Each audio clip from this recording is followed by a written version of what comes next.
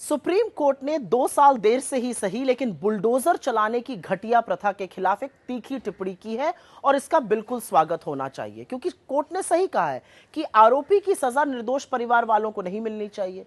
पर आखिर ये बुलडोजर का पूरा बवंडर है क्या, किसके ऊपर चलता है, कब चलता है, क्यों चलता है, ये कौन निर्धारित कर रहा है? Housing and land rights network HLRN का अनुमान है कि स्थानीय, राज्य और केंद्र सरकारों ने 2022 और 23 में करीब 1.5 लाख घरों को बुलडोजर से ढहा दिया था, जिसके चलते गांव, देहात और शहर में करीब करीब 7.5 लाख लोग बेघर हो गए। अतिक्रमण को रोकने से लेकर शहरीकरण और आरोपी के खिलाफ हुए एक्शन जैसे कारण इसके लिए दिए गए।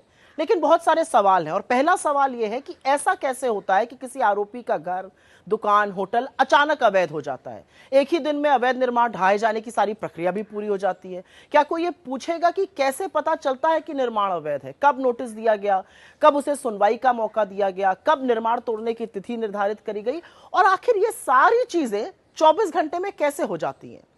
लेकिन सच यह है कि अधिकांश जगह बुलडोजर निरंकुश सरकारें नफरत की आंधी को हवा देने के लिए चला रही हैं और एक बड़ा कड़वा सच यह है कि अधिकांश जगह बुलडोजर मुसलमानों के घरों पर चलाए जाते हैं। असल में बुलडोजर बर्बरता का प्रतीक है, कानून व्यवस्था की धज्जियां उड़ाता है और कोर्ट कचहरियों पर एक करारा तमाचा है। अगर बुलडोजर से ही न्याय करना है तो सारी न्यायपालिकाओं पर ताला लगा दीजिए, उनकी क्या जरूरत है? यह मेरा बिल्कुल मत है।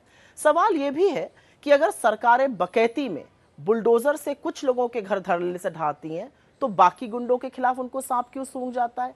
एक आरोपी के घर पर बुलडोजर चलेगा, दूसरे पर नहीं चलेगा। एक बस्ती उजड़ेगी, दूसरे के सामने जाकर बुलडोजर रुक जाएगा। तो क्या आरोपी का धर्म यह निश्चित करता है कि बुलडोजर कहां चलेगा? सजा आरोपी को मिलनी चाहिए, उसके घर के बाकी बेकसूरों को क्यों मिलती है? बुजुर्गों को, बच्चों के सिर से क्यों छत और साया उठाया जाता है? यह ठीक नहीं है और यही कोर्ट भी कह रहा है। बुलडोजर चलाने जैसी गैर कानूनी हरकतें असल में अपराधी करते हैं, चुने हुए मुख्यमंत्री नहीं।